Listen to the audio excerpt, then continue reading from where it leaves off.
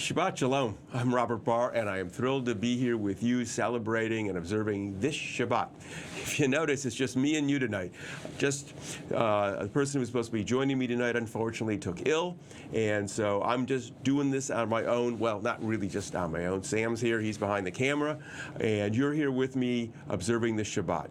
As is our custom, let's begin with a reading, and then we'll just chat a little bit. The days flow into one another without interruption. Time races on. The Sabbath is our means to divert time, a stepping off point.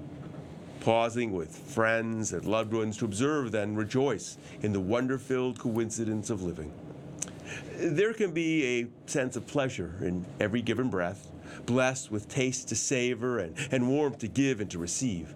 Bestowed the gifts of sight and sound, we are obliged to cherish and revel in each smile, in every musical note. The Sabbath also awakens us to the silence between notes.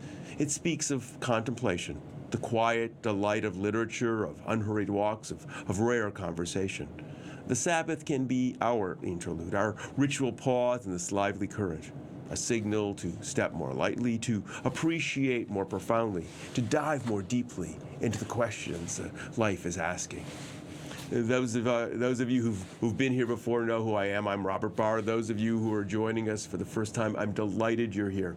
I'm the rabbi here at ourjewishcommunity.org and at Congregation Beth Adam. Congregation Beth Adam is the bricks and mortar congregation here in Loveland, Ohio, that gave birth to ourjewishcommunity.org. Congregation Beth Adam has over a 30-year history. We're actually going to talk a little bit about that tonight. And I'm the founding rabbi of that congregation, a congregation that's brought together aspects of modernity. We talk about how we bring science into the conversation, how we recognize that people approach God, that notion of God, very differently, and some people don't use that term at all. But ultimately, we want to talk about how do we understand how the universe works, the laws of nature? Where are ethics and morality from? Are they grounded in the human experience? We want to explore that. How do we bring an evidence-based approach to religion into this Jewish experience? That's what we've been doing here at Congregation Beth Adam for 36 years. About 8 years ago, we recognized that the internet would allow us to relate and communicate with people around the world. And we recognized it gave us an avenue to create community that was wider than being based just here in Cincinnati. So that's what we created.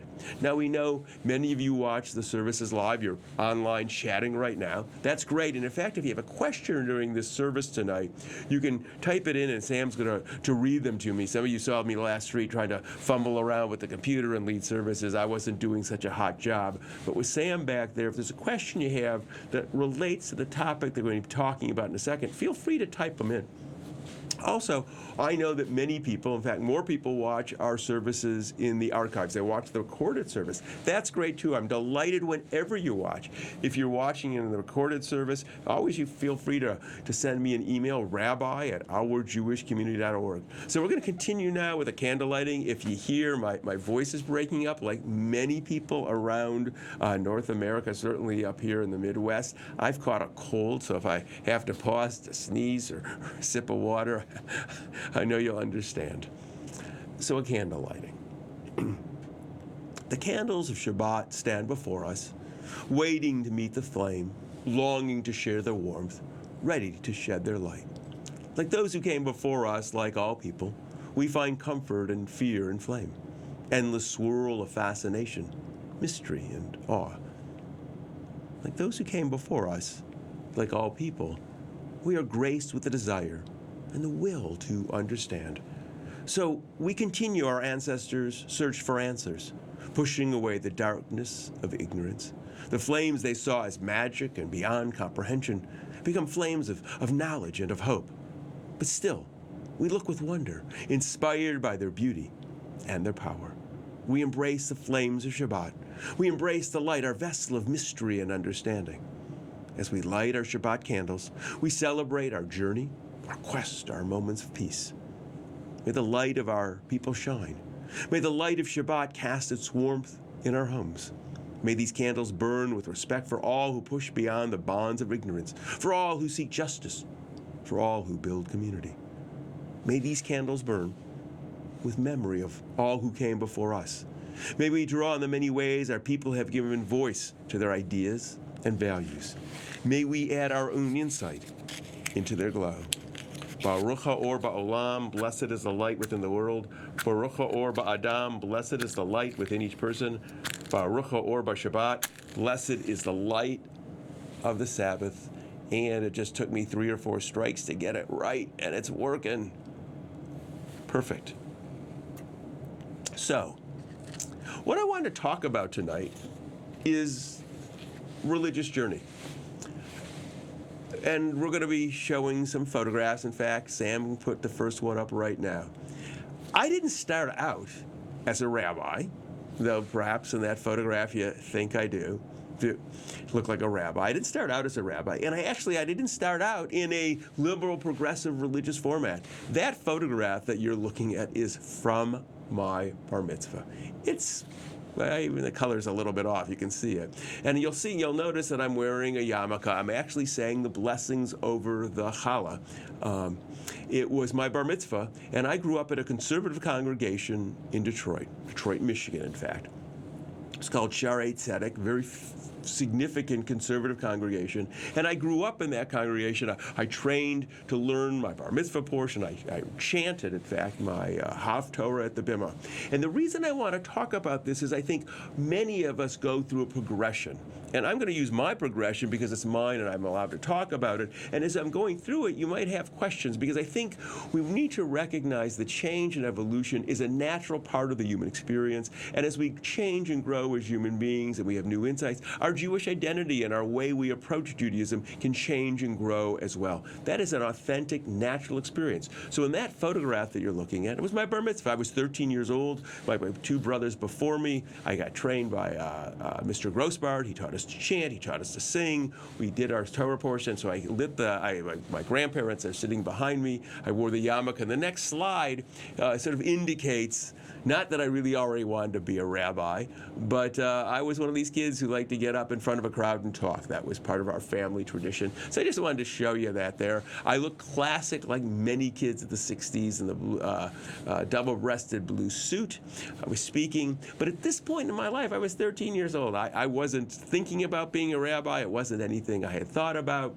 In fact, like many of my generation, and like many kids today, I dropped out of religious school. Bar mitzvah, finished that year out, and then I stopped going. But when I was in high school, which is this next photograph, I had some interesting experiences. A lot of kids were talking about religion in high school. That's me in my high school cap and gown, and that time when I used to have hair. So what was happening in high school at the time, kids, there was a lot going on, particularly Jesus freaks, actually. That was a big thing in my high school. I was living in a neighborhood where there weren't a lot of Jews at the time, and lots of kids were talking about Christianity, about Jesus freaks. And I began to think about, so what does Judaism have to say to me? I was actually in the 11th grade when this happened. That picture's always my graduation. And I went back to religious school, and I was very fortunate. I went back to the same congregation, and the Rabbi Teller, was a really genuine, sweet man. He was running the education program. He welcomed me with open arms. And the Hebrew high school teacher that I had at the time was a guy named Michael Brooks. Some people may know Michael Brooks. He became the executive director of the Hillel at the University of Michigan. I knew him long before he had taken that position. And both of them welcomed me, and both of them welcomed my skepticism. They were willing to accept the fact, as an 11th grader or 12th grader, I had lots of questions about Judaism. I was curious. I wanted to know more. I was interested in exploring. And it was while I was there, right after, maybe a year or so after I graduated, I was finishing up high school, I went, I think I want to be a rabbi. I like the idea of exploring religion more. I like the idea of religion as a practical philosophy. How do we live our lives? For me, that's what religion is. It's not the ritual, but it's the ideas that inform the ritual. It's not the ceremony, but it's the philosophy and the framework which creates this. So how do we relate to the universe? How do we cope with challenges in life? How do we cope with difficult questions? How do we celebrate great joys? How do we make decisions about what is right and wrong? It's what brought me into, what really intrigued me about religion. The philosophic aspects of it. And I see religion often as practical philosophy, daily philosophy. I studied technical philosophy in college, but I like this bringing it together. So I went to my rabbi, Rabbi Teller, and I said, I really would like to be a rabbi, and I really think this would be exciting. He was very supportive. But he said to me, "You're not conservative." I said, "I'm not sure what you mean." He said, "Well, even though you grew up here, and I grew up in a home, we kept kosher at home. My mom made sure of that. That was something important for her. Not always, we didn't keep kosher out, but we kept kosher at home, and so I understood kosher, and I was comfortable with it. I knew the prayers. I could chant. I can still chant. Oftentimes, people are always, people around, rabbinic students. You've met Aya. We have another rabbinic student, Zachary, a couple other folks, and they're always shocked when we're sitting around and they're looking at a prayer book, and I'll start chanting a section of it because they don't ever see me doing that. And it's all residual knowledge. It's stuff I grew up with as a kid. And he said to me, the rabbi, "But Bob, you're not really conservative. You don't really buy into the philosophy of conservative Judaism," which for me was really sort of stunning. It wasn't anything I had thought of. In hindsight, as I sort of go back in time and think about maybe what did I learn, it's possible that I took only bits and pieces of what they were teaching me. Not uncommon. And perhaps, too, the rabbis who were teaching me had also been influenced by Mordechai Kaplan, somebody we've talked about here. I want to get Rabbi Rachel Sabbath Beit Halachmi back because she's an expert in him. We're going to talk about Kaplan some more. But Kaplan talked about Judaism as civilization. Kaplan was a religious naturalist. His ideas were very current at the time of my religious school training, and it's possible I really embraced a lot of that and was really pushing away simultaneously some of the more theologic aspects that conservative Judaism was really talking about. So I became more liberal unknowingly. But the rabbi was supportive, and I think that that's the responsibility of a rabbi, and I always appreciate the fact that Rabbi Teller did that. And he supported me, and he encouraged me, and I went on an exploration. I began to meet different rabbis in the greater Detroit area, and ultimately I met a Reform rabbis. There was a humanist rabbi, Rabbi Wein, who's no longer living. And all of them, many of them, not all, should be fair, some were more encouraging than the others. But in the process, I wound up deciding through the support of many people, Rabbi Wein being one of them and Rabbi Teller being the other, I came to the Hebrew Union College Jewish Institute of Religion. And I think Sam's going to put the next photo up. And the next photograph shows me at my ordination. It's a photograph of me shaking hands with then the president of the Hebrew Union College, Dr. Alfred Gottschalk. So I did my undergraduate work in Detroit, and I came to Cincinnati, Ohio. I actually went to Israel for a year because the time that I was at HUC, the first year you went to Israel. And I came to the Cincinnati campus of the Hebrew Union College Jewish Institute of Religion. It was, at the time, the most liberal of the three campuses. There were actually four campuses. There was a campus in Israel, but that was mostly Hebrew directed. There really wasn't philosophy taught there. There was a campus in New York, a campus in LA, and the campus in Cincinnati, which was the oldest of the campuses, 1875. And here were professors like Alvin Reines, who I've spoken about last week. If you joined us, Dr. Alvin Reines, I and I were talking about some of his ideas. Dr. Reines was very influential. He's written a book. You can go. He also created a philosophy called polydoxy, and you could search on that and find a website about polydoxy online. Dr. Reines was both my thesis advisor and my senior sermon advisor. There were people like Alice Rifkin, who taught history, and Eugene Mahali. All of these people were very influential and liberal, who were really challenging me. Gershon Shaked, who taught Hebrew literature, I was very fortunate. He was studying. He was a visiting faculty. So we had a lot of faculty who really were very supportive and challenging, and some faculty who didn't always agree with me and challenged me. But after a year at HUC in Israel and 4 years at the Hebrew Union College in Cincinnati, I was ordained as a rabbi. And that's a picture of me receiving my ordination certificate. And the next photograph is actually my ordination certificate. It's called the smicha. It's the document that says that I'm a rabbi. You probably can't look at it too closely. It says rabbi in bold letters. It has my name, both in Hebrew and English. It has, and it's signed by the faculty. Now, there were faculty, frankly, who didn't like my approach to Judaism. They knew who who I was. I was already in a liberal mode. There were people who were always asking me to think more. Dr. Mahali, who was a supporter, actually did my installation as the rabbi from Congregation Beth. And always asked me to think a little bit more about what I was doing, about liturgy, about the services. Theologically, issues of God, most people were relatively liberal, I have to say, though they had different aspects. Some people used the word God, most did, but not all. And while Dr. Reines was writing new liturgy, and he was supportive of me and encouraged me to do the kinds of thing, other people liked more traditional liturgy. Dr. Mahali, even though he was quite philosophically liberal, still was very much in the mode of using the traditional prayers that had been written. So HUC was a great cauldron for me. It was a place that really allowed me to explore Judaism a lot more and ask me a lot of questions. It was not just the faculty that did that, but there were the students, my colleagues. In fact, in a couple next month, in February, streaming services with me will be Rabbi Rami Shapiro. Some of you may have heard of Rabbi Rami Shapiro. He's written about 30 books at this point. He speaks a lot of interfaith work. He's going to be joining me for streaming services. He's actually going to be one of our guests here at Congregation Beth Adam. He and I were not just classmates, we were study partners. So I was sitting there with people like Rami Shapiro, Rabbi Susan Talvey, who's in St. Louis, who some of you may know. She lit the candles for Hanukkah at the White House this year.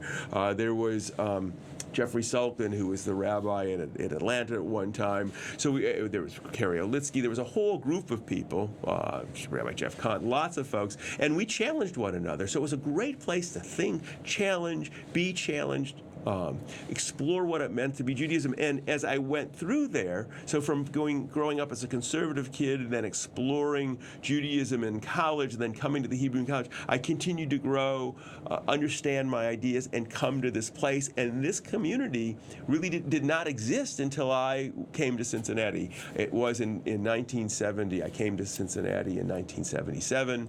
And the congregation, some folks here knew about me in the 80s, and we got together. In fact, the next photograph is one of the very first things we did. Our very first service was Purim. That's me doing my sock puppet. I've actually done it here online, and I still have the very same sock puppet I used. Hello. That's just my hand now. The Saki, I call my sock puppet, is upstairs. And I was also doing a little magic trick, putting the needle through the balloon. I've always been a magic aficionado, was never very good at it. But there was this coalescing of people who had come to Cincinnati, who knew about me, already had a liberal humanistic perspective on Judaism, and we met and we started the congregation together. They asked me to serve, and I was still a student when we started. And that was, so we did, our very first service was our Purim service. If you take a look, and something else that's been core to our congregation since then has been adult education. And there's a photograph that we're going to show of my teaching adult education. It's one of the earliest classes that we taught. I've always believed that it's important for adults to understand Judaism so they can work with their kids. So we had, at the time, a lot of adults there. Behind me in that photograph is a timeline. I still have that timeline. People have asked me to redo it, but I love that timeline. Apparently, it's backwards for most people. I'm left-handed, so it was very easy for me to go I went from left to right. I guess people like to go from right to left when they do timelines. I went the other way. But I've used that timeline. But the important thing was, like me, a lot of folks coming to the congregation, or perhaps some of you, grew up in a more conservative or maybe didn't have any Jewish experience at all. You may not have grown up in a Jewish environment, or you may have had a secular or a Christian identity. And so we thought it was really important to be able to create lots of education, that to be authentic meant that we understood where we came from and the history and the complexity and the tapestry of Jewish experience. So that's what we've been doing, and we continue. We have a very strong adult education program to this very day. Many of the adults, in fact, the majority of the adults don't even have kids in religious school anymore. They just really like to get together and learn about Judaism. You've been able to be a part of that in a bit with some of the guest speakers we've had. So if you've watched the video of Vic Strecker or Steen Metz or Mark Oppenheimer, those interviews that we've posted, those were guest speakers here at Adult Education. I do myself continue to teach because I really want people to understand the complexity of Judaism. Judaism is a far more interesting, complex experience that a lot of us learned when we were children. So education has been a part of who we are. And so while I evolved and changed as I was growing, I recognized that people coming here are also in that process. And now my responsibility is like being the rabbis who encourage me to support people and encourage me. So that's the earliest. The next photograph, I've been doing this now. I was ordained in 1981. So in the I was 25 years after 1981. Someone wants to do the math real quick. What was it, 2006? I received my DD, Doctor of Divinity, and that's me now at the Hebrew Union College. The man who's giving me the degree was then the president of the Hebrew Union College, Dr. David Ellenson. Next, behind me, there are two gentlemen who I do want to know. One is Professor Lowell McCoy. Lowell McCoy was a wonderful man, incredibly supportive of me, and continues to support me. He's long retired. And what made Professor McCoy, interesting, he was a minister. He was the only non-Jewish faculty at the Hebrew Union College. He taught speech and preaching and many things like that. And a wonderful man who was very genuine and supportive and always was there if you needed a listening ear. The other man, the younger of the two behind me, is Rabbi Ken Ehrlich. Ken Ehrlich was the dean of the campus at the time. He's now retired. And again, he also was one of those supporters, somebody really throughout my whole career who was there to have a conversation with. I hope that you have somebody like that too, or perhaps I can be that rabbi to you, because I think growth, change, and evolution is the nature of one's experience. As Judaism changes, that's one thing. But we as individuals change, as we have new insights into life, as we have different experiences, as we study things, we evolve and change, and we don't have to be trapped in the religious philosophy that we were raised in. We can grow and mature. And I hope that this is an experience that you're having, and that our Jewish community helps you to do that and to explore your own Jewish identity. Because that's what we're all about. It's about giving voice to our Jewish identity in an authentic way. And sometimes that also means that we need to explore what it means to us to be Jewish. How did we get here? What is Judaism saying? It's a whole complex web. So we look at Judaism from a scholarly, evidence-based approach so that we can ground ourselves in that, and that we can use what our ancestors have given us, rework it when necessary, because not everything they gave us works for us. A lot of it's, quite frankly, quite antiquated. They were Iron Age people. That's the people who wrote the Bible of the Iron Age. We don't usually talk of them that way. They didn't know where they were on the planet or in the universe. They didn't understand medicine or mathematics. And so we can take bits and pieces of some of their ideas, but it's incumbent upon us to continue to grow and add our own voices, to bring new information, to bring the new evidence, to bring new insights. And that's the evolutionary process that Judaism should go through, and a process that individually we may go through as well. I'd love you to share your story with me. Feel free to send it to me if you'd like. Always rail me at rabbi@ourjewishcommunity.org. I hope you found the slides a little bit informative to see the evolution of a rabbi. There are people who remember me when I started the congregation, and I have more here than I do now. And there are only a couple people who remember my bar mitzvah anymore. Those are people, mostly relatives in Detroit. Most of them, the folks of that party, frankly, are no longer among the living. But they are the people who encouraged and celebrated and were there with us. So wherever you are in your journey, I am delighted that you found ourjewishcommunity.org, and that we're a community that can support one another, grow together, and be enriched together. We're going to continue our service with the challah. Now, we had a nice one at my bar mitzvah, but frankly, this one's looking a little bit ragged. Holiday season has done a number. Last week we had a fresh one. This one's sort of ragged. So I'm just going to leave it covered up, and you can use your imagination, because I know for some of you, the look of the challah is significant. So imagine the fluffiest, richest, most textured challah you can, fresh from the oven.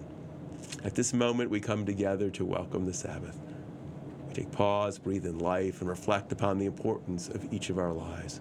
We feel the touch of the Spirit on our body, the warmth of fellow human beings. We embrace our uniqueness and our diversity, our capacity to create, to explore, to change our world.